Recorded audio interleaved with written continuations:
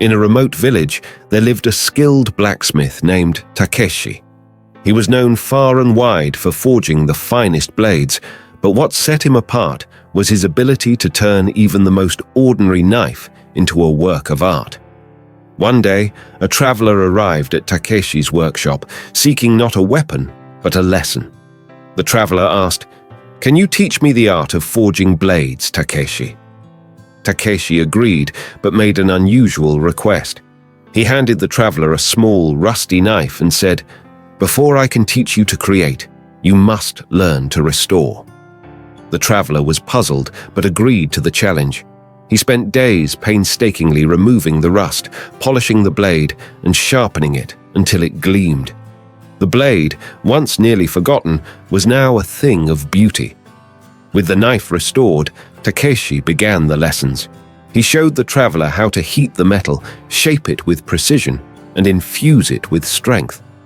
As they worked, Takeshi explained, "Just as you have restored this blade, we often must confront the rust and suffering within ourselves before we can shape a better future."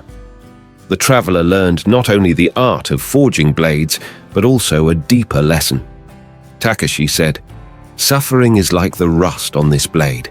We must face it, acknowledge it, and work through it with care.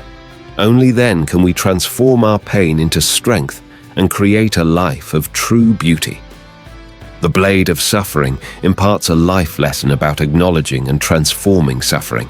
It reminds us that, like a blade covered in rust, we too carry suffering within. The key is to confront and work through our pain, allowing it to transform us and become a source of strength and beauty in our lives. Just as Takeshi restored the knife to its former glory, we have the power to restore ourselves and shape a better future.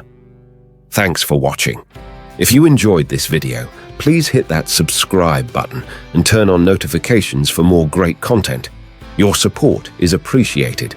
See you in the next one.